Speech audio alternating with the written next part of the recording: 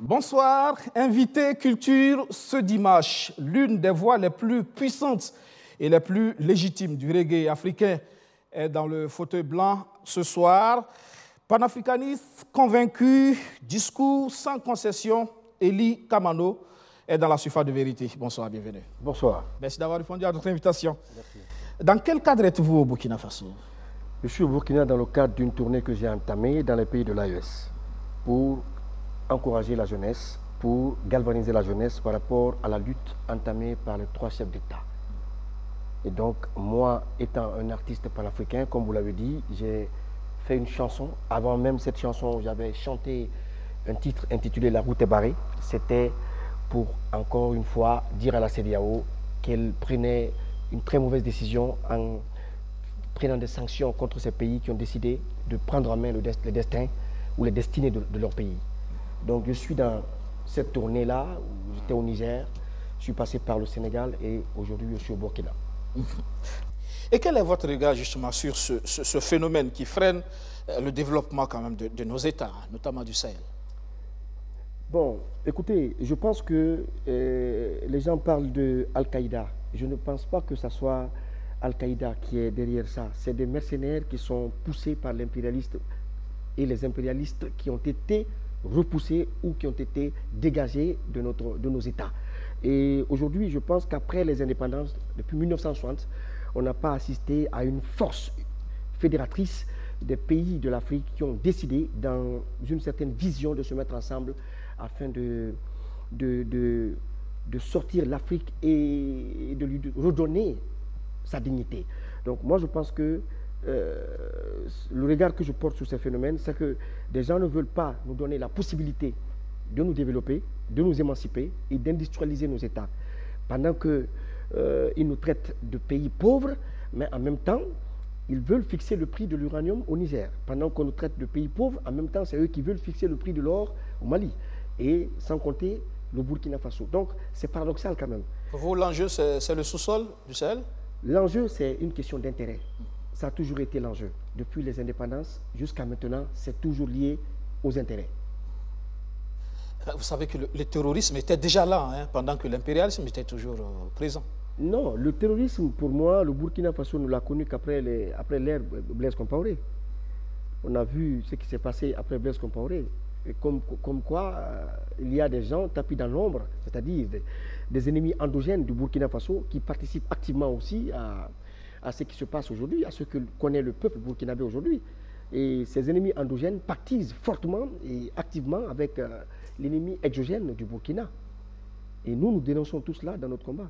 Pour vous, c'est ce qui rend complexe les choses? Très complexe, parce que ça rend très vulnérables nos concitoyens, la jeunesse burkinabé, et aussi qui n'est pas assez mature, parfois qui se laisse emporter, qui se laisse entraîner, et parfois qui se laisse au jeu des terroristes. On s'interroge toujours sur le circuit de financement et de ravitaillement justement de ces groupes terroristes. Nos États n'arrivent toujours pas justement à percer le mystère. Comment fait que ces groupes-là arrivent à se ravitailler en armes, en munitions et font face à des États tout entiers? Je vous le disais tout à l'heure, à mon avis, avant que les 3 chefs d'État ne décident de démanteler le système français dans nos États, dans ces 3 États, vous n'êtes pas sans savoir que le contrôle total de l'armée ou le contrôle de certaines parties de nos territoires ou de ces territoires était contrôlé par ces gens. Alors, depuis qu'ils ont été mis dehors, ça n'a pas fait bonne presse et on a vu des réactions des généraux même qui sont sortis, qui ont tenu des propos comme quoi le Niger, le Burkina, le Mali, c'est des États qui ne peuvent pas échapper à leur contrôle. Donc ils passeront par tous les moyens, ils mettront tous les moyens qu'il faut pour nuire à ces gens et pour ternir justement leur gouvernance. Parce que vous n'êtes pas sans savoir qu'une des forces ou une des stratégies de Alain Foka, non c'est pas Alain Foka, comment il s'appelle, l'homme de Gaulle, monsieur coup d'État de Gaulle, qui faisait des coups d'État dans les... Général de Gaulle? Non, pas général de Gaulle. Il avait un homme de main qui faisait des coups d'État un peu partout. Ah oui, J'ai oublié son nom. Alors, cet homme, il avait une stratégie. Foka. Foka. Voilà. Sa stratégie, c'était quoi? La stratégie, c'était de passer par les fils même du terroir pour essayer de créer des troubles dans le pays et rendre impopulaire le pouvoir, afin de créer ce qu'on appelle une insurrection populaire. Ça a été le cas avec le président Sékou Touré. Et après l'indépendance, la France, on sait comment on s'est séparé avec fracas. Donc, il y a eu toutes sortes de sabotages afin de pousser la population à se révolter contre le président Sékou Touré. Aujourd'hui, nous assistons à la même chose. Ces actes sont posés pour amener la population à avoir un regard négatif sur la gouvernance de ces présidents. La Guinée de Sékou Touré devrait inspirer justement nos États. Tout à fait. Tout à fait. La Guinée de Sékou Touré, c'est pourquoi d'ailleurs je suis dans ce combat, c'est pourquoi je suis en désaccord aujourd'hui avec le président Mamadi Doumbouya, qui est en train de faire en sorte que la Guinée soit une porte ouverte pour la France ou pour la base militaire française. Chose que je trouve déplorable parce que Sékou Touré a passé... Oui, vous pensez que Doumbouya est dans cette dynamique-là? Oui, je le pense parce que j'ai des informations. Et je ne le dis pas parce que j'ai vu, mais j'ai des informations qui reviennent à tout moment. On a aussi des photos. Et ça me fait peur parce que la France, la base militaire française ne peut pas être installée en Guinée parce que c'est un danger pour l'AES, à mon avis. D'accord. Ouais. Alors, pro-démocrate ou pro-coup d'État? Attention, je l'ai dit tout à l'heure. Je suis pro-démocrate, oui. J'ai chanté la démocratie, oui.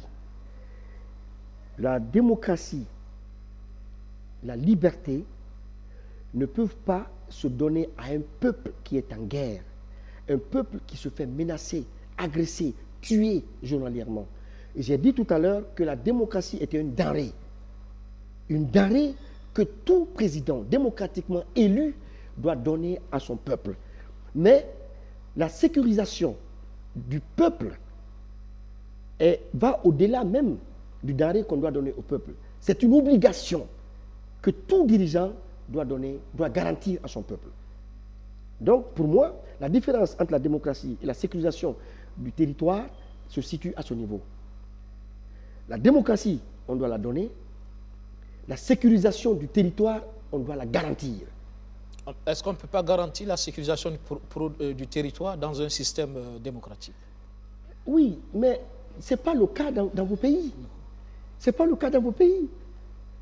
Est-ce que les présidents qui sont arrivés à la tête du Burkina Faso, qui étaient démocratiquement élus, est-ce que ces présidents ont mis fin à ces tueries dans les différents villages du Burkina, dans les différentes contrées du Burkina Faso? Est-ce que c'était leur préoccupation? Est-ce que c'était leur priorité? Ils étaient occupés à animer la vie politique du Burkina. Attention, aujourd'hui, vous êtes amenés à vous concentrer 70 ou 80% de votre énergie sur des agressions que vous subissez, des morts que vous orchestrez, que vous enregistrez, et des attaques que vous orchestrez. À comment trouver des stratégies pour repousser ces ennemis du Burkina? Moi, je pense que c'est là la vraie question. Donc, pour vous, les régimes d'exception sied mieux, justement, pour des pays en guerre que la démocratie? Je n'ai pas compris. Vous estimez que les régimes d'exception sont adaptés à ce type de combat que les démocraties? Ben, naturellement. Naturellement, si le régime d'exception a dans sa trajectoire la volonté de sécuriser le pays, la volonté de redonner au pays et au territoire sa souveraineté, sa pleine souveraineté, mais je crois que c'est tout à fait légitime et normal pour le peuple de l'accompagner et d'être en adéquation avec lui. D'accord. Alors, chez vous en Guinée, vous avez soutenu au départ le colonel Mamadi Doumbouya. Tout à fait.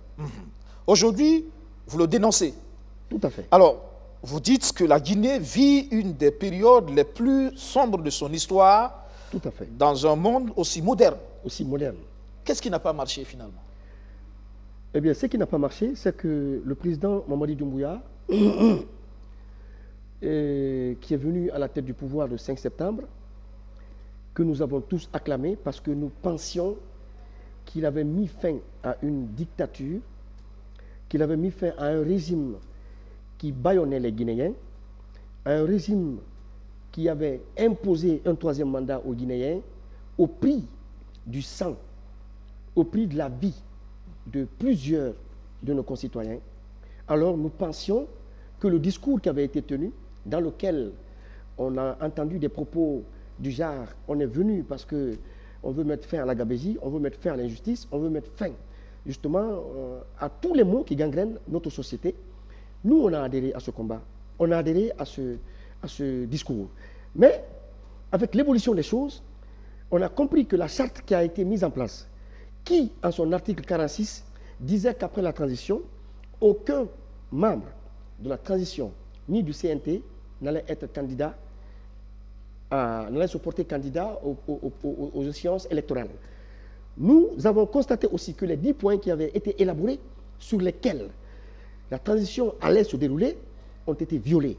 Nous avons constaté que le CNT, avec la complicité justement de son président, a mis un avant-projet en place que je traite de chiffon, dans lequel il y a un article qui permet la candidature indépendante. Ça, c'est un boulevard qu'ils ouvrent pour permettre la candidature du président Mamadi Doumbouya.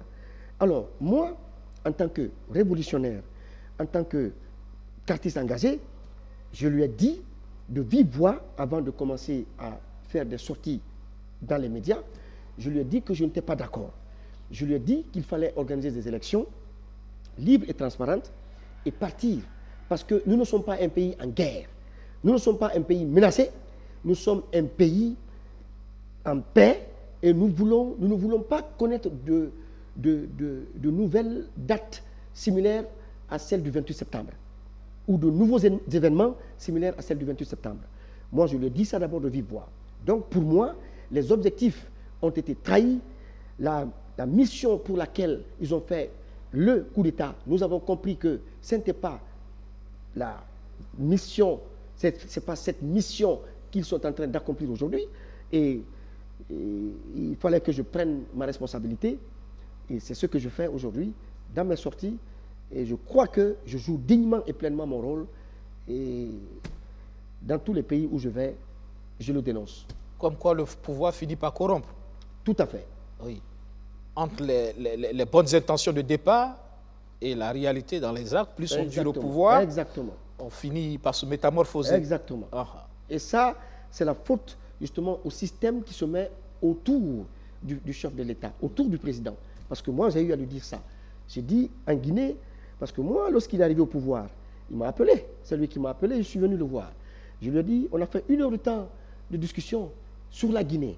Il était très enthousiaste, il voulait que je l'aide à conduire la transition. Je lui ai dit, je ne pourrais pas vous aider. Vous et moi, on va aider la Guinée. Mais ce que je pourrais vous dire, Monsieur le Président, c'est qu'ici, il y a un système. Si vous ne tuez pas ce système, il va vous rattraper, il va vous tuer. Il m'a dit, c'est quoi le système? Je lui ai dit, le système, c'est votre entourage direct. C'est les intouchables, les indéboulonnables, les sacro-saints, les personnes capables de commettre des crimes qu'on ne peut pas toucher. Et ces personnes, c'est vos frères, c'est vos amis, c'est vos cousins, c'est vos camarades. Donc, il faut éviter cela. Et aujourd'hui, malheureusement, c'est ce à quoi on assiste en Guinée. Malheureusement. Malheureusement. C'est toujours les entourages des présidents qui commettent les exactions. C'est ça. Même avec le pouvoir de Sankara, c'était aussi parfois ces mêmes situations. Vous avez beau être intègre, patriote, vous voulez le bien de votre peuple. Il y a toujours des gens autour. Parfois, il y a des gens autour qui vous créent des problèmes. Et comment régler cette situation, justement, des entourages des chefs d'État qui polluent l'environnement, qui commettent des exactions? Il faut sévir. Il faut sévir. Et parfois, les présidents n'ont pas le courage de sévir. Exactement. Malheureusement. Il faut sévir. Ouais. Vous savez, j'ai regardé tellement de documentaires sur Sankara, où parfois, je tire ma conclusion, je dis, est-ce que le président Sankara n'a pas trahi la révolution en se faisant tuer? Parce qu'il hésitait. Il hésitait pour moi. Pour moi, il ne voulait pas sévir. Il était le contraire du président Sékou Touré. Le président Thomas Sankara était le contraire du président. Le président Sékou Touré, il sévissait. Lui, il sévissait. Parce que il était clair pour lui que des complots ourdis par les Français étaient fomentés depuis la France pour la Guinée, contre lui. Donc, il sévissait. Et dans son entourage? Mais bien sûr. Mais Fodeba, je vous donne l'exemple. Le Fodeba Kera. Fodeba Kera, c'était un ministre du président Sékou Touré. C'était un de ses bras droits. Et c'est lui-même qui a créé les balais africains. C'est lui qui a même créé, mis en forme et en place l'armée guinéenne et tout. Il fait partie d'un des cadres qui avait mis en place l'armée guinéenne, qui ont écrit les textes et tout. Mais il a fini au Cambouano. Donc, c'est pour vous dire qu'il n'y avait pas d'état d'âme avec ces choses comme ça. Je pense que nos dirigeants aujourd'hui doivent arrêter d'être complaisants envers des proches à eux qui commettent certaines exactions qui retombent sur leur tête. Changeons. Alors, vous avez été reçu par le président nigérien, n'est-ce pas? Oui. C'est le cas. Et Oui. comment vous l'avez trouvé, le général Tchani? D'abord, je l'ai trouvé très accueillant. Très accueillant. Et c'est lui qui m'a invité, hein, avec le mouvement M62. Il y avait la semaine nationale de la souveraineté et de la culture, de l'indépendance du Niger. Et ça faisait les 1 an de leur pouvoir, leur arrivée au pouvoir à la tête du pays. Donc, ils m'ont fait venir parce que j'étais déjà allé là, une première fois. Donc, j'ai fait toutes ces activités avec eux. Ensuite, il m'a reçu. On a discuté justement de toutes ces questions dont on parle. On a discuté de la Guinée. Et voilà, il m'a dit que Doumbouya les appelait. Il les appelait parfois. Même nous, on a constaté cela. On a constaté qu'au début, nous étions avec vous. Et les déclarations que vous teniez ici, les communiqués que vous teniez ici au Mali et au Burkina, nous, on répétait la même chose, on reproduisait la même chose là-bas, par rapport aux décisions que la CEDEAO justement prenait contre vous. Mais malheureusement, à un moment donné, on a vu que ça ne suivait plus parce que monsieur le président Doumbouya a prêté allégeance à la France. Et donc, le président Tchani, on a discuté de beaucoup de choses. Et il était très content du combat. Et il est très content du combat que je mène. Vous avez vu un homme convaincu de sa lutte Un homme convaincu, résilient, un homme prêt à donner sa vie pour son peuple et pour l'AES. Là, vous êtes au Burkina Faso. Une audience avec le président du Faso, c'est prévu? Bon, on a rencontré le ministre porte-parole, le ministre de Communication. Donc, rien n'est impossible. Rien n'est impossible. Rien n'est impossible. Oui, parce qu'il faut aussi savoir qu'il incarne mon idole, il incarne Thomas Sankara, et donc on a des choses à se dire. Des choses à se dire. Ouais. Oui. Le Mali également dans l'agenda? Exactement. Après, ici, c'est le Mali. Le Mali. Oui. Il est prévu également une rencontre avec les autorités maliennes. Tout à fait. Il faut les encourager, il faut les accompagner. Il faut les accompagner. Et on doit s'accompagner d'ailleurs. On doit s'accompagner. Eux, ils ont besoin de nous. Nous, on a besoin d'eux. Nous, on a besoin de leur image pour montrer au monde entier qu'ils sont dans notre esprit et que nous sommes avec eux. C'est important. Important, justement. On suppose qu'après tout cela, et avec cette chanson sur l'AES, quelque part, il y aura certainement des projets musicaux dans ce sens, de tourner peut-être, des spectacles en vue. C'est prévu, c'est prévu. Il y a une caravane de l'AES qui est prévue. La caravane de l'AES, ça va faire le Burkina, le Mali et le Niger. C'est prévu. J'en parle déjà avec mes amis du Burkina, ceux du Mali, on en parle. J'arrive là-bas dans une semaine. Ensuite, ceux du Niger avec lesquels j'étais, on en a parlé. Donc, après ma tournée, on va trouver une date et puis essayer de faire cette tournée-là. Ça promet, certainement 2025. Oui, oui, pourquoi pas. Bien sûr. D'accord. Oui. Parce qu'il faut toujours requinquer le peuple. Il faut toujours réveiller le peuple. Un travail de longue haleine, un travail permanent. Tout à fait. Vous savez, en Jamaïque, par exemple, la Jamaïque était au bord de l'implosion lorsque Bob Marley a pris son bâton de pèlerin. Il a mis les deux politiciens, les deux grands rivaux politiques du pays, il les a fait monter sur la scène. Il n'y a que la musique qui a cette capacité, qui a ce pouvoir. Attention, les gens, bon d'ailleurs, ils savent de quoi le musicien est capable. Hein? Capable. Ah oui, les gens savent. Oui. Donc c'est ça. D'accord. Alors, merci d'être passé dans le fauteuil blanc ce soir. Merci. Elie Kamano, notre invité de ce soir, mesdames, messieurs, merci de nous avoir suivis. Son parcours est aussi riche qu'inspirant. Pegwende Edouard Ouedraogo, doctorant en diplomatie et relations internationales au Centre d'études diplomatiques et stratégiques de Dakar, diplômé de l'ENA France et de Sciences Po Strasbourg. Il est également spécialiste en administration publique, gestion de projets et éducation. Il intervient à l'échelle régionale sur la formation continue des enseignants et experts seniors agréés de l'Agence pour la promotion de l'expertise nationale du Burkina Faso, APEN. Enseignant, praticien, réformateur, il porte un regard structuré et engagé sur les grands enjeux de gouvernance, de développement et de rayonnement au Burkina Faso. Edouard Ouedraogo, bonsoir. Merci de nous rejoindre dans le fauteuil blanc ce soir. Bonsoir, M. Guévré. C'est moi qui vous remercie. Je rappelle que vous avez été responsable régional Afrique de l'Ouest du programme Appui à la professionnalisation des pratiques enseignantes et au développement des ressources. Apprendre, c'était à Dakar. Oui, exactement. Vous avez passé 2 ans justement à ce niveau. Tout à fait. En tant que cadre, ça veut dire que l'expertise burkinabé se vend bien également à l'international. On va en parler dans un instant. Mais avant, je voudrais qu'on parle de budget programme. C'est en lien avec vos études doctorales et vos études en administration comparée. Vous travaillez actuellement sur le budget programme dans le cadre donc, de votre doctorat.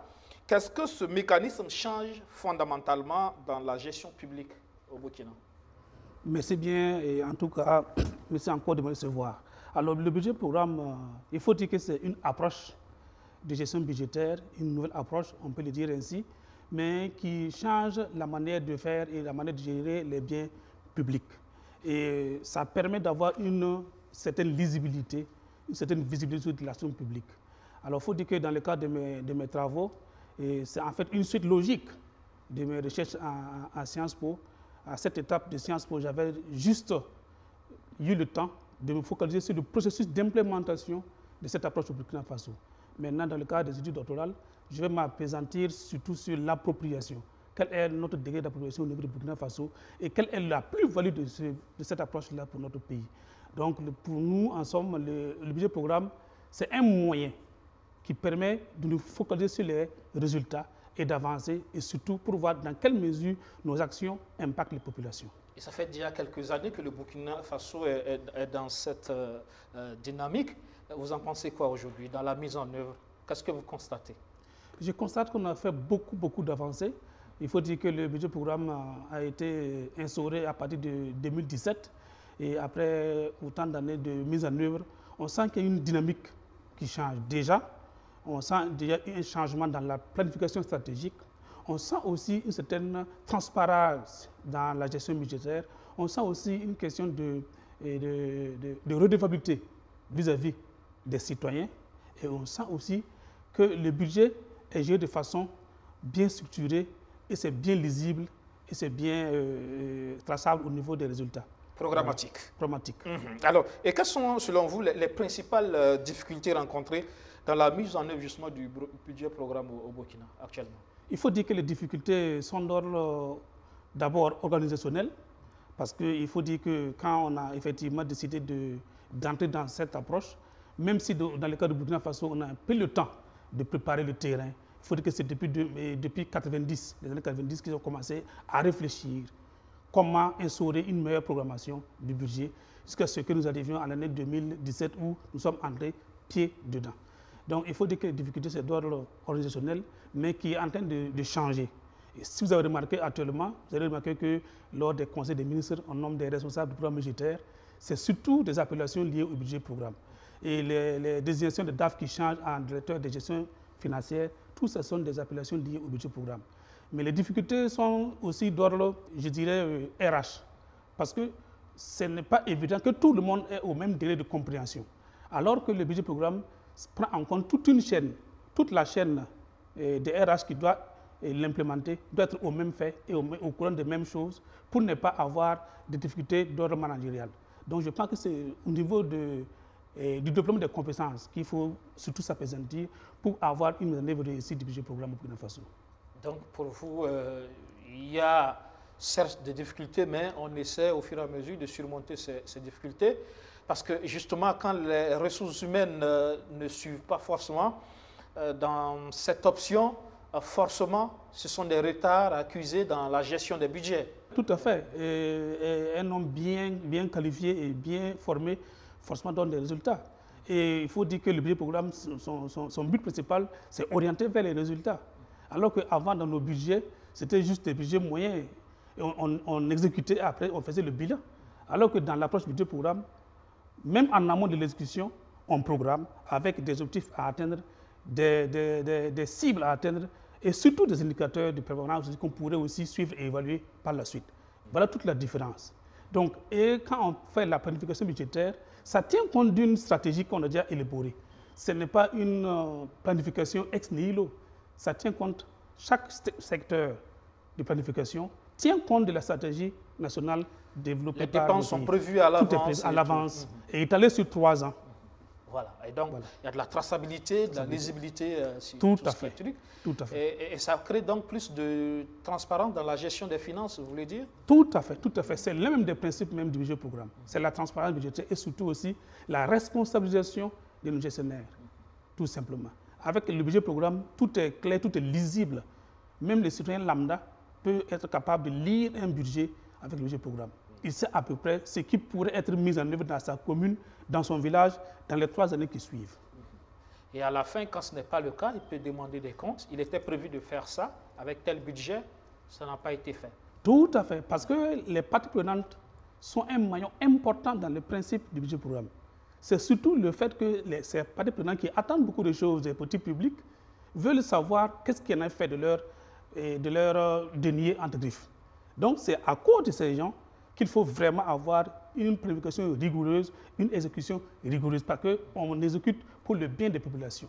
Et ces populations aussi sont regardantes, et elles font partie du moins des acteurs de mise en œuvre. Donc forcément, il faut que nous soyons redevables et que ceux qui bénéficient de nos actions publiques-là soient d'accord ou bien puissent avoir un œil dans nos actions. Est-ce que l'autre difficulté, ce n'est pas aussi la disponibilité même du budget? Oui, je pense que le budget programme nous permet de faire une planification réaliste. Voilà, de nos ressources en termes de recettes, en termes de dépenses, et on sait ce qu'on peut faire. Et vous savez bien qu'actuellement, tout est urgent, comme on aime à le dire, mais il faut prioriser. On ne peut pas faire tout à la fois et au même moment, parce qu'on n'a pas les moyens pour. Et même si on avait les moyens pour, on allait aller dans tous les sens. D'où la programmation, pour avoir un œil et puis poursuivre. Là, c'est plus méthodique et c'est plus simple à faire. Voilà. D'accord. Alors, et quelles sont pour vous les bonnes pratiques aujourd'hui au niveau africain ou international qui pourraient inspirer le Burkina dans sa marche justement dans cette approche? Oui, effectivement. Comme j'ai eu la chance de parcourir beaucoup de pays, je me dis que dans certains pays, il y a des mises en œuvre réussies. Et surtout aussi, il faut le dire et le répéter que le budget programme émane des pays scandinaves, hein, avant que ça vienne dans notre contexte francophone. Mais la plupart des pays francophones se sont adaptés au contexte francophone de la France, je vais dire, bien sûr. Mais par exemple, quand vous prenez au niveau du Ghana, le Ghana est un bel exemple de mise en œuvre réussie du budget programme, parce qu'ils sont tellement en avance. Parce que le fait de penser d'abord aux résultats avant de penser aux moyens les a amenés effectivement à avoir une planification saine, une exécution très bien et vérifiée et vérifiable de leur budget. Ce qui fait que là-bas, pour être responsable du programme budgétaire, par exemple, c'est sur un contrat. Un contrat, et puis vous travaillez à la fin. Si les indicateurs ne sont pas au beau fixe, on vous remercie et puis on passe à quelqu'un d'autre. Ce qui fait que là-bas, ils sont beaucoup en avance. Il y a aussi des cas, par exemple pour le Burkina Faso, en Afrique de l'Ouest, nous sommes aussi champions, aussi, il faut le dire, parce qu'il ne faut pas voir aussi l'air verte de l'autre côté, en matière de planification et puis de suivi et de l'approche budget programme, nous sommes quand même un peu leader. On n'est pas en reste. D'accord. Donc, un bon exemple également dans la sous-région. C'est une question justement de réalisme, comme vous l'avez dit. Ça permet donc d'avoir un budget réaliste. Tout à fait. Pas trop ambitieux. Justement. Et après, on se retrouve justement à ne pas avoir les moyens de sa politique. Voilà, tout à fait. D'accord. On va à présent parler de gestion de projets et programmes de développement, puisque c'est votre spécialité également. En termes de conception, planification, évaluation et impact social. Vous êtes expert donc en gestion de projet. Quels sont les points faibles récurrents dans la planification des projets de développement dans nos pays, particulièrement le Burkina? Je pense qu'au niveau du Burkina Faso, la situation a beaucoup évolué. Actuellement, nous avons une pléthore d'experts et l'expertise locale est assez fournie. Ce qui fait qu'en matière de planification, d'élaboration de projets, de mise en œuvre et de suivi, on peut vraiment être fier. Maintenant, contrairement à ce que nous avions, ce qu'on a appris en gestion de projet, que c'est le budget, c'est l'argent qui est l'un de la guerre, on se rend compte qu'actuellement, dans notre contexte actuel, la chose la plus importante actuellement, c'est l'argent, c'est vrai, mais c'est le temps. Le facteur temps, on l'a toujours négligé dans nos domaines d'intervention. On n'a pas le temps. Et ça fait que souvent, nous prenons nos projets que nous mettons dans une certaine bureaucratie et après, on n'arrive pas à avoir des résultats. C'est ce qu'on appelle l'effet tunnel. On a avancé à un certain moment, on a perdu des ressources et du temps et à la fin, il n'y a pas de résultat. Donc, les sociétés de projets actuellement là, sont en train de travailler à comment faire pour être dans les temps, surtout dans les projets à impact. Parce que quand il y a plusieurs sortes de projets, quand c'est un projet commercial, le monsieur il mise 100 millions, il veut à la fin avoir 150 millions. Ça, c'est ce qu'on appelle un cash flow. Mais quand ce sont des projets de développement, ce n'est pas un cash flow. C'est l'impact. Quelle est la plus-value pour le bien-être du citoyen? C'est ça qu'on mesure. Et pour mesurer ça, c'est à moyen terme et à long terme. Ce qui fait que si on ne fait pas avec le facteur temps, souvent, on peut mettre en œuvre une politique publique et à la fin, on se rend compte que ça ne convient pas aux intéressés. Parce que tout simplement, on a perdu du temps. Alors qu'un projet doit être circonscrit dans un temps limité pour des choses bien précises et pour résoudre un problème ponctuel. Alors, si entre-temps même, le projet lui devait un problème au problème, ça veut dire qu'on a mal calculé avec le temps. L'autre domaine aussi, c'est les parties prenantes. Souvent, on a eu ça aussi, on met en œuvre des politiques publiques et on se rend compte que c'est vers la fin qu'on se rend compte que ce que nous sommes en train de faire n'est pas proprement dit ou bien proprement réceptif. Ou bien les populations concernées ne se sentent pas concernées par le projet. Et il faut faire un rétropédalage pour revenir voir. En ce moment, c'est trop tard. On ne peut plus corriger. Voilà pourquoi, quand on veut concevoir un projet actuellement, il faut vraiment prendre en compte l'aspect temps et surtout les parties prenantes. Quand je parle parties prenantes, je dis obligatoirement l'inclusion, l'approche participative, les bénéficiaires. Parce que leur avis compte beaucoup. Donc, on peut avoir l'argent. On peut avoir un document bien planifié. Mais à la fin du projet, on se retrouve avec des résultats qui ne sont pas bien pour les bénéficiaires.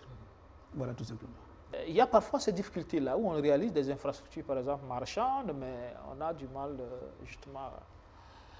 Oui, tout à fait. Vous avez raison dans ce sens que, vous voyez, quand, par exemple, vous mettez en œuvre un projet et que même vous n'avez pas d'abord ce qu'on appelle une évaluation ex ante, ça veut dire, en d'autres termes, l'étude de faisabilité.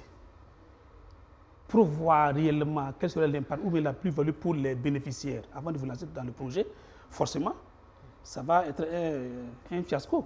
Voilà. Donc, je me suis dit que si effectivement, au début du projet, ce sont des hypothèses que j'ai, mais je ne suis pas sûr que ça peut ne pas être ça aussi, on avait mis en contribution les bénéficiaires potentiels, discuté de fond en comble. Et comme c'est un projet commercial, forcément, il y a du cash flow. Je pense que ça aurait mieux marché. En tout cas, la question, elle est là. Vous avez parlé du facteur temps, de la participation des citoyens, c'est essentiel. Et puis, aujourd'hui, vous le savez, on est dans un contexte sécuritaire aussi, qui fait que, bon, certains projets, difficilement, ça a été planifié, certes, mais il y a eu des circonstances qui font qu'aujourd'hui, des projets traînent.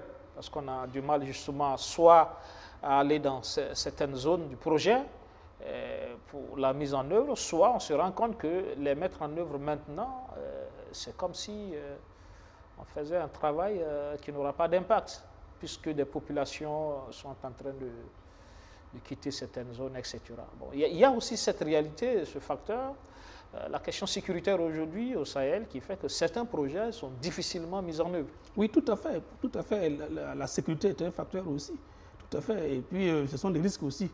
Voilà, et quand on fait l'analyse d'abord avant de faire l'étude de faisabilité, tout ça là c'est analysé. Et puis on sait que dans notre contexte actuel là, il y a des projets qu'on ne peut pas mener. On ne peut pas les mettre en œuvre tout simplement parce que voilà, la situation ne nous le permet pas. Mais ce n'est pas pour autant que ces projets ne seront pas viables après. Maintenant, il va falloir que dès qu'on aura une sécurité bien établie, qu'on puisse les mettre en œuvre. De toute façon, si c'est en matière de politique publique tout ce qu'on fait comme politique publique, c'est toujours pour le bien des populations, quel que soit le temps. Il y a aussi ces projets où on a l'impression que ce sont des projets de développement qui développent plus les ressources humaines voilà, en charge justement du projet que de développer donc des choses pour les populations avec l'impact attendu. On a l'impression que les budgets de fonctionnement sont tellement lourds que finalement on se dit, il reste quoi justement pour la mise en œuvre du projet en soi? Oui, tout à fait, ça peut arriver, mais ce sont aussi les revers, ou bien je dirais que les côtés un peu sombres de la gestion des projets, mais ce sont des cas isolés qui ne sauraient en aucun cas tenir entre griffes limaces de ceux qui gèrent bien les projets dans notre pays. Ça peut arriver, surtout que voilà, quand il y a des projets, par exemple, je parlais tout à l'heure de l'effet tunnel. Quand vous mettez en place un projet qui, à la fin, vous ne savez même pas où vous allez, c'est possible qu'à cette étape, avec des facteurs X qu'on ne connaît pas, et ces genres de personnes-là profitent de la situation pour pouvoir faire certaines choses. Sinon, même les budgets de fonctionnement, ce n'est pas des budgets extensibles à souhait, ce sont des budgets avec une certaine proportion de l'enveloppe qui est allouée au projet. Donc, c'est surtout dans la mise en œuvre que des excès peuvent survenir, mais ça ne peut pas être au-delà de ce qui est prévu par rapport au budget de fonctionnement. Vous qui avez l'expérience justement des projets, des programmes de développement, qu'en est-il donc de cette collaboration entre les États et les partenaires au développement qui financent des projets et donc qui peuvent avoir une orientation à donner et justement un regard à avoir sur la conduite du projet et parfois ça crée quelques difficultés entre les États et les partenaires. Certains en arrivent à dire qu'en vérité ce sont des financements. L'aide au développement, en vérité, ça ne fait que créer encore plus de pauvreté et que ça n'envoie pas le développement. Oui, tout à fait. C'est vrai que celui qui prête ou qui donne veut toujours avoir un œil regardant sur ce qu'il donne. C'est normal. Et souvent, ce sont des situations contraignantes pour le pays qui prend l'aide ou bien qui contacte le prêt. Mais il faut aussi noter que de plus en plus, notre pays arrive à se passer de l'aide publique au développement. Hein. Quand on regarde les statistiques, en 2000, par exemple, on était à 22% du PIB.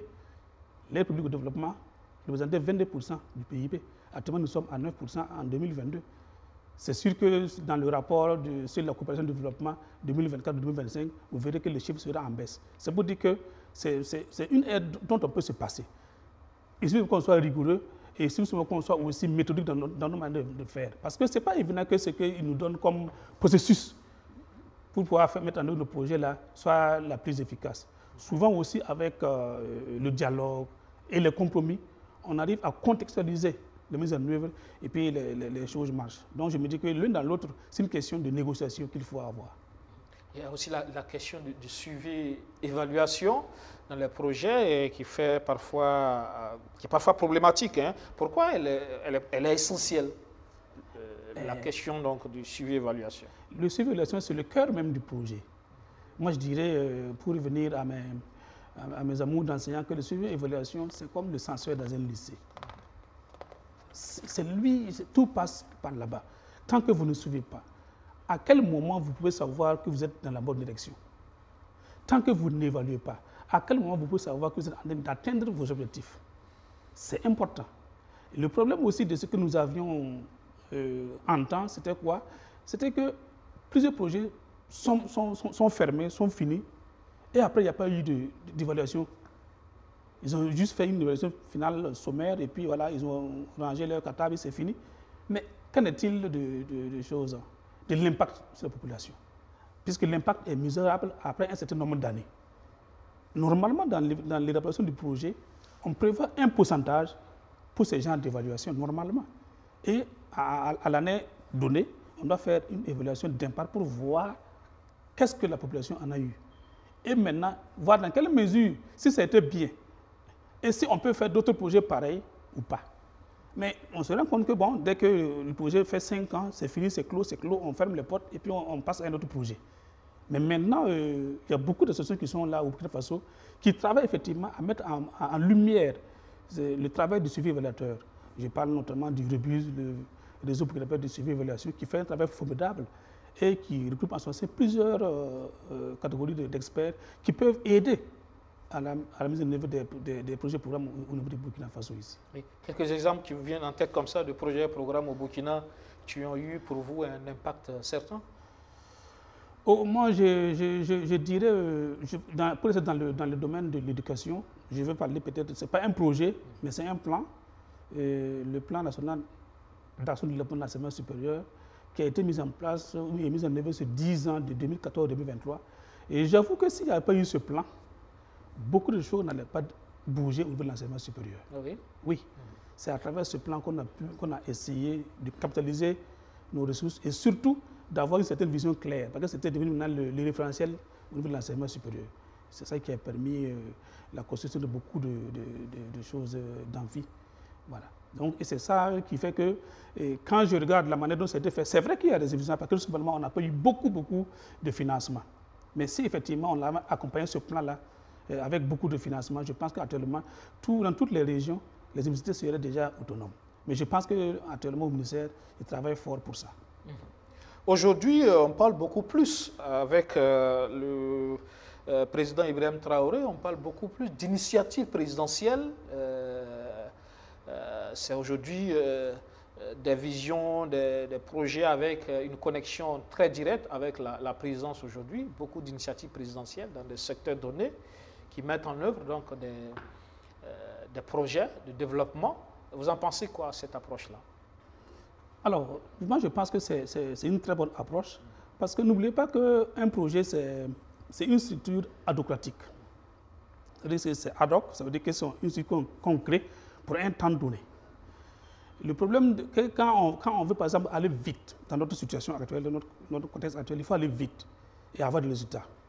Alors que si on va garder ce genre de projet-là connecté à l'administration publique, qui est une structure de bureaucratie professionnelle un peu, avec une touche de bureaucratie mécanique, ces genres d'actions-là pourraient s'engouffrer. C'est selon ma compréhension en fait. Ils pourraient s'engouffrer. Donc pour moi, avoir une structure adhocratique comme ça, avec des experts bien déterminés qui sont dans le projet, ça permet d'aller vite. Vous savez, au niveau de l'État, la fonctionnalité, c'est quoi? C'est une structure hiérarchique et verticale. Alors que dans ce cas de situation où on veut aller vite, il faut une gestion horizontale, transversale et surtout agile. Quand vous regardez dans les initiatives, ce sont un condensé d'experts de plusieurs domaines qui se retrouvent. Ça fait qu'il n'y a pas une décision comme ça qu'on prend comme ça. Non, ils se concertent, ils avancent par ajustement mutuel et ils arrivent. Ce genre de structure-là, c'est bien dans le cadre du Burkina Faso et dans ce contexte actuel. Des urgences surtout. Ce sont les urgences. Ça va très vite. Et moi, je sais qu'il y a eu des débats avec des gens qui disaient que non, que ce sont des structures de trop. Ce n'est pas de trop.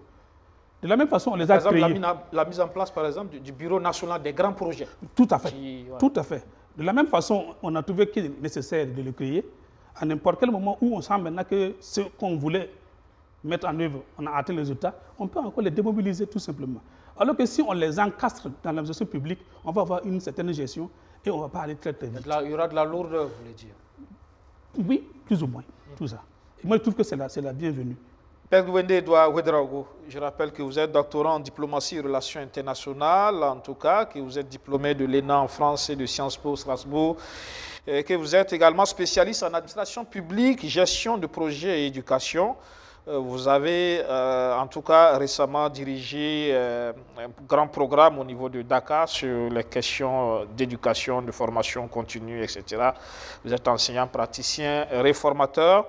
En tout cas, vous êtes passé nous développer toutes ces questions-là dans le fauteuil blanc ce soir. Merci d'être passé par ici. C'est moi qui vous remercie.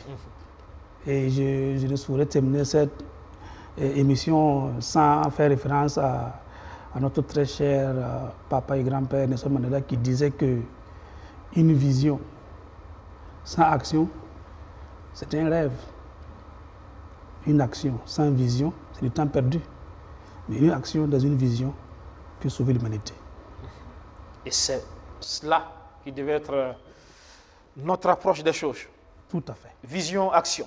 Vision, action. Merci. Résilience, détermination et foi en la réussite locale. Voici Ce qui caractérise notre invité. Rendez-vous ce soir avec un entrepreneur inspirant. C'est un ancien leader scolaire au tempérament rebelle qui quitte très tôt les bancs de l'école pour affronter la réalité du monde du travail. À force de persévérance, il enchaîne les petits boulots, explore de nouvelles opportunités en Afrique centrale et une aventure périlleuse en Europe. Malheureusement, il ne sera pas à destination. Mais c'est en prenant conscience du potentiel de son propre pays, le Burkina Faso, qu'il décide de revenir et d'y bâtir son avenir. Aujourd'hui, il est à la tête d'une entreprise florissante spécialisée dans la vidange de fosses septiques, un secteur essentiel mais souvent négligé. Son histoire est un puissant témoignage qu'avec du courage et de la vision, il est possible de transformer sa vie en une véritable success story. Avec nous ce soir, M. Sompagnemdi Ismaël Ouedraogo, il est le PDG de ISMU International. Bonsoir, bienvenue. Bonsoir, merci. Merci d'avoir répondu à notre invitation. Je vous en prie. Toujours en tenue de combat. Hein? Justement. Justement, toujours en tenue. Et puis, toujours prompt et au travail.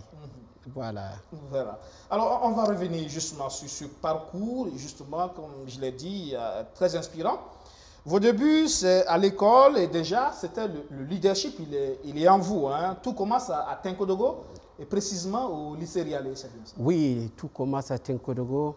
Avant de tracer ma petite histoire, et je vais rendre d'abord hommage aux forces de sécurité de notre pays. Et grâce à Allah, grâce à eux, nous sommes toujours debout. Et l'effet drapeau est là. Nous pouvons vaquer à nos occupations à Ouagadougou. Et je rends un vibrant hommage à ces leaders forces de défense et de sécurité. Et pour revenir à votre question, tout commence par le lycée Rialé. J'ai eu la chance de rencontrer des grands professeurs qui m'ont inculqué un savoir et puis le leadership. Certains de mes professeurs que je ne vais jamais oublier. Tout commence par là, par un enfant rebelle têtu qui n'a pas la langue dans sa poche. C'est ce que les gens disent. Hein? C'est ça. Et vouloir être leader et être porte-parole des élèves, ça m'a amené dans des coups bas et puis dans d'autres petits problèmes du lycée. Vous saviez bien les grèves et autres. Donc, tout commence par là et que je rends un vibrant hommage aussi à ce lycée Rialé de Tinkodogo qui a beaucoup formé des leaders que je connais. Voilà. Justement. Et c'est des résultats scolaires excellents, mais aussi justement, comme je l'ai dit, le leadership, c'est dans le mouvement scolaire. Vous avez mené de grandes luttes au lycée Rialé. Ah oui, ah oui, ah oui. Mes notes n'étaient pas si cancres que ça. Hein. J'étais aussi un bon élève et astucieux et puis j'étudiais bien. Mais j'avais comme un poids sur peut-être des élèves qui ont été peut-être oubliés, laissés à côté. Donc j'étais leur porte-parole en quelque sorte. Et ça m'amenait à dire des choses crues que peut-être d'autres professeurs et d'autres membres du lycée ne pouvaient pas admettre ça, vous voyez. Et tout commence par là. Vous avez eu des problèmes? Ah oui, il y a des grèves, les grèves qui se sont tenues dans les lycées, le leadership, la fameuse grève de 94, les gens se rappellent de ça, d'où on a lutté pour le rétablissement des commissions des professeurs, des heures supplémentaires, et que nous avions mené la bataille. Quand on se retrouve à l'école, au lycée, et qu'il n'y a pas de cours, les professeurs sont en grève pendant près d'un mois. Vous imaginez que c'est révoltant. Et on a pris la cause de ces professeurs parce qu'on avait dit que réellement, c'est vrai, quand même, ils devraient être quand même, parce qu'il y a des professeurs qui marchaient à pied de chez eux jusqu'au lycée Rialé pour donner des cours. Ils n'avaient pas de situation sociale bien adéquate. Et moi, j'ai porté haut aux élèves et on a fait une grève sur ça. Et suite à cette grève, j'ai été débusqué, démantelé comme quelqu'un qui n'a pas la langue dans sa poche. Et voici les problèmes qui arrivent. Oui. Et voici la fin du parcours du secondaire qui a été vraiment bref. Et, bon, je peux dire que je ne regrette pas aujourd'hui. Mais c'était en seconde? Oui, en seconde. Oui. Oui. Par la suite, un autre chemin. Comment vous avez vécu justement cette période de transition entre l'école et le monde du travail? Parce que juste après le lycée Réalais, oui, vous êtes retrouvé à Ouagadougou. Oui, je vous assure que ça n'a pas été facile parce que j'avais un rêve. J'avais un rêve quand je faisais les bancs. Je rêvais d'être un grand cadre à quelque part. Et ce rêve a été brusquement arrêté. Je me retrouve à Ouagadougou et je vous assure, je me retrouve à Ouagadougou avec une femme. Hein. Wow. De Tenkodogo, je prends ma femme de Tenkodogo jusqu'à Ouagadougou sans connaître d'abord Ouagadougou et venir comme ça pour peut-être m'installer et commencer une autre vie. Ça n'a pas été très facile. Donc immédiatement, il fallait trouver quelque chose à faire pour... À faire. Arrivé à Ouagadougou, j'ai commencé à vendre des cassettes. Et la BBDA m'a saisi mes cassettes. C'est une longue histoire. Après, j'ai fait le marchand ambulant. La vente des serviettes. La vente des serviettes. D'abord, j'ai ciré le sucre après, après les cassettes. Quand la BBDA a ramassé mes cassettes, les droits d'auteur, mais je vous assure, ne vendez pas les cassettes sans avoir les droits piratés. Hein. C'est interdit. Voilà, après, la BBDA m'a saisi les cassettes piratées. Je me retrouve avec, je peux dire, 0 francs. Et mon épouse, en ce temps, faisait des petites tontines. Je pense bien qu'elle m'a remis 17 500 dans le temps, dans sa petite boîte. Et j'ai commencé à faire le cirage. Jusque les gares de l'ex-Sogébaf, jusqu'à la gare du Tenkodogo, je croisais mes anciens camarades de classe qui continuaient à aller à l'école et souvent venaient en vacances à Ouagadougou, qui me retrouvaient souvent avec les serviettes sur la tête, avec souvent ma boîte de cirage. Et ils se disent que mais qu'est-ce qui ne va pas, Ismaël? Et j'ai dit mais le chemin, mon chemin a été tracé comme ça, qu'est-ce que je n'y peux rien. Et de là, la vente de serviettes est survenue au centre Ostro. Et là aussi, ça a été vraiment un peu délicat et un fiasco total. Oui. Et après, je me retrouve peut-être au port de Lomé, à Lomé, vendant peut-être le café au lait, aidant quelqu'un à vendre son café au lait et dormir sous ses bancs à un hôtel que je ne vais pas citer le nom. Donc, vous voyez, ça a été un parcours vraiment...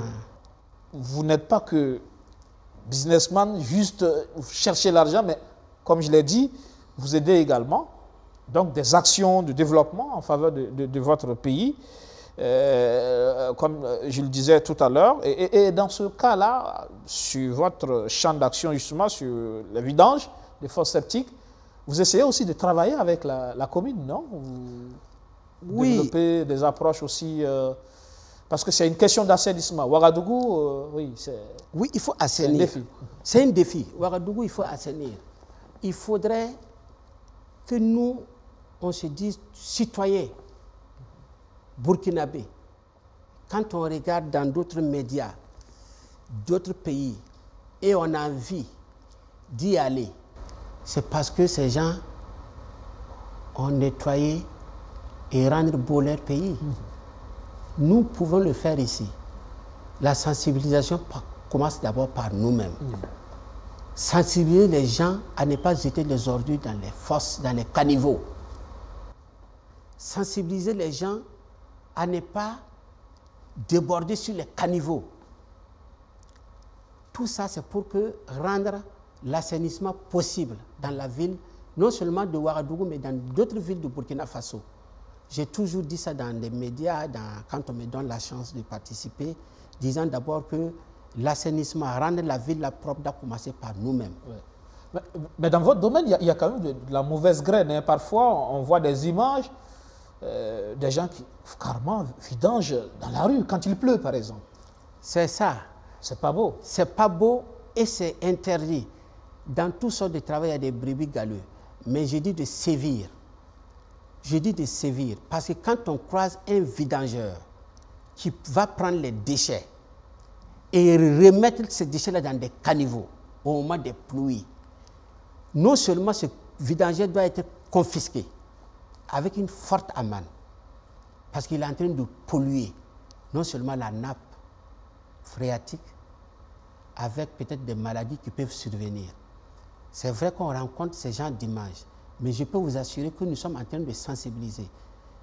L'État a conçu des sites, les sites de dépotage, Zaptolib et puis Kosodo. C'est vrai qu'en temps aussi, les vidangeurs se plaignaient aussi oui, la disponibilité. Il y a une petite amélioration qui s'est faite, disant de dépoter dans les sites de dépotage. Aujourd'hui, on n'a pas le droit d'aller verser, par exemple, ces déchets-là dans des champs. Même si l'opérateur du champ, le propriétaire du champ dit, vous pouvez venir verser dans mon champ, c'est interdit. J'ai toujours dit, des gens qui viennent chez moi disent, monsieur Ismaël, est-ce que moi j'ai un champ de 10 hectares, vos vidangeurs peuvent venir déverser, il n'y a pas de problème. J'ai dit non, c'est interdit par les agents des eaux et forêts. On ne peut pas aller déverser dans votre champ. Ça, c'est interdit. Donc, il faut sensibiliser les gens. Et les gens ont commencé à comprendre, surtout les acteurs des vidanges ont commencé à comprendre. On aide souvent la commune de Ouagadougou à sensibiliser. Voilà. Oui. Et parallèlement, vous faites aussi dans les forages, vous réalisez aussi des forages. Oui, les forages. Pour aider des populations. Oui. Dans le besoin. Oui, les forages, les personnes déplacées internes, et on a aidé à faire des forages, à donner à ces gens. Personnellement, j'ai eu à faire des forages, à donner à ces gens qui sont répartis dans des villages dont aujourd'hui il y a une lancée du chef de l'État qui dit que non, ceux qui sont rentrés doivent avoir quand même de quoi s'occuper, par exemple des cultures maraîchères. Bon, il y a certaines personnes qui me voient. Est-ce que M. Ouedraogo pouvait nous aider à avoir ce forage ici? J'en donne souvent des forages, même si je n'ai pas de machines à forer, mais je paye de ma poche pour donner des forages à des PDI, à certains villages qui en ont besoin. Ça, je le fais à œuvre gratuite. Voilà. Souvent aussi, les vidants des fosses septiques, il y a des institutions qu'on peut aller vider gratuitement, donner pour aider. C'est votre contribution patriotique? C'est ma contribution, y compris les forages et autres choses. Voilà. Mais il y a aussi qu'au-delà, comme je l'ai dit, vous êtes sorti, vous avez découvert d'autres pays et vous vous êtes fait des contacts, des réseaux, que vous pensez aussi qu'il faut mettre ça à la disposition de votre pays, le Burkina Faso. Si. Notamment, comme je l'ai dit, le Congo, oui, Brazzaville, Guinée équatoriale, Zimbabwe, ces pays-là. Oui, c'est parce que même si dans le cadre, pas du... Bon, on peut dire la diplomatie. C'est une forme de diplomatie. C'est une diplomatie, si vous voulez dire. Vous êtes diplomate à votre façon. Non, c'est à ma façon. Oui. J'ai rencontré des belles personnes qui ont cru le Burkina Faso, qui aiment le Burkina Faso, des hommes d'État d'autres pays qui aiment mon pays, qui se disent souvent, monsieur Ismaël, nous pouvons faire ça pour vous, vous pouvez faire ça chez vous au pays. Je dis oui, bien sûr. Et j'ai amené des projets, et souvent, qui sont restés dans les tiroirs non exploités. Bon, ce sont des opportunités. Quand je sors au-delà de mon pays et que je vois qui peut apporter, j'apporte. J'en ai apporté des gens qui ont eu l'estime du Burkina à venir construire ici au Burkina. Ils sont venus construire ici, ils ont cru, ils croient à mon pays. J'ai vendu le bonne image de mon pays, ils sont venus. D'autres viennent toujours. C'est important ça. Et c'est très important. Vendre une bonne image du pays. Ah oui, bien sûr. Voilà. Alors, le Burkina Faso aujourd'hui, comme on l'a dit, puisqu'on parle d'image, c'est aussi une nouvelle dynamique avec le président Ibrahim Traoré. Cette nouvelle dynamique-là, elle vous impressionne? Comment vous appréciez justement la gestion du pays aujourd'hui? Je peux vous assurer quand vous me posez cette question, mon corps est en train de se remuer parce que c'est une dynamique. C'est une dynamique. Je ne lance pas les fleurs à l'autorité. Je peux vous assurer, c'est l'effet drapeau. Les Burkinabés doivent savoir qu'en ce moment, c'est l'effet drapeau du pays. L'effet drapeau, ça veut dire que le contexte du pays aujourd'hui, on doit s'allier à ramener ce pays-là dans la paix et dans la cohésion. Et quand l'effet drapeau vient, on laisse toutes nos divergences pour se former un bloc, pour accompagner. Je peux vous assurer, il y a une bonne dynamique. Il y a une bonne dynamique. Le temps a été donné et aucun Burkinabé ne sera laissé de côté. Le chef de l'État a dit ça. Ça m'a beaucoup impressionné. Il n'y a pas de citoyens de seconde zone. Il n'y a pas de Burkinabé lambda. Il n'y a pas de super Burkinabé. Il n'y a pas de super ethnie. Là, il a touché à quelque chose. C'est l'autre défi aussi, la cohésion. La cohésion sociale. Tout le monde est égal. Il n'y a pas de super Burkinabé. Mais il y a des super patriotes. Je peux croire en ça. Moi, je peux le dire. Mais il n'y a pas de super Burkinabé. Nous sommes tous égaux. Seul le travail paye. Mais disant que je suis un super Burkinabé, je dois être ici. Il y a des gens qui se disent qu'ils doivent être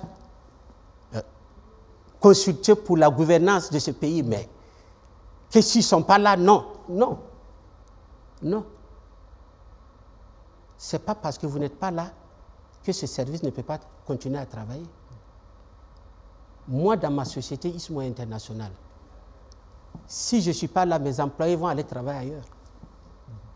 Ah oui, il n'y a pas de super personne, mais on doit être unis pour la bonne marche de ce pays. Et je peux vous assurer que la bonne dynamique a été lancée. C'est pour cela que nous avions cru, et malgré le contexte difficile, nous aidons à faire des forages, à réaliser, mais on ne fait pas toute une publicité. Tout à fait. Vous m'avez posé la question. Je suis en train de le faire depuis longtemps. Je suis presque à ma 15e forage. Cette année, rien que cette année. Rien que 2025. Oui, mais je ne fais pas une publicité. J'aide.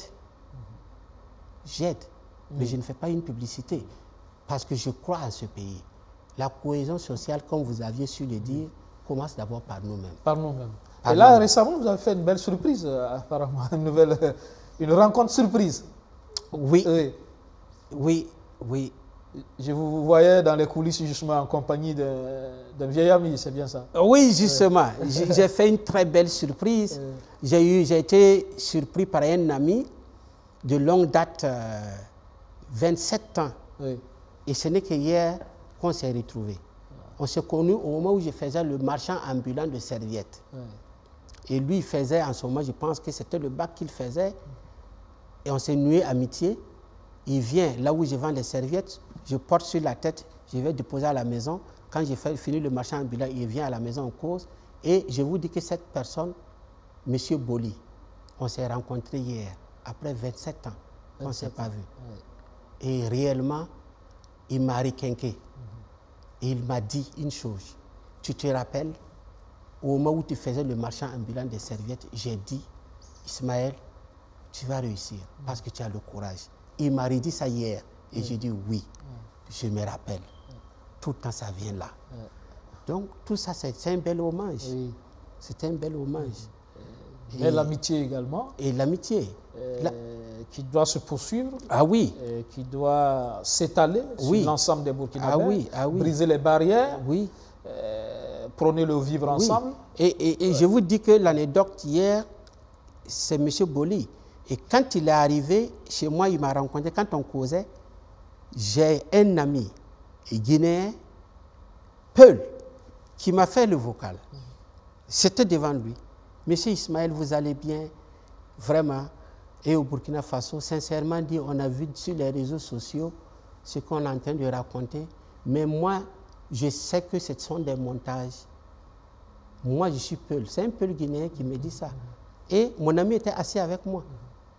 Immédiatement, M. Boli m'a dit, remets le vocal, je veux lui parler en peul, lui dire que ce sont des mensonges. Et il a parlé. C'est une anecdote que vous... Oui. D'accord. Merci Justement. de l'avoir raconté. Merci. D'accord. C'est un message justement de cohésion sociale, de vivre ensemble. Oui, le pays en a besoin. Oui, on doit savoir pardonner. Oui, savoir On pardonner. doit savoir pardonner. Savoir s'aimer. Savoir s'aimer. Et dire que nous sommes une seule, nous sommes une nation, nous sommes un seul peuple.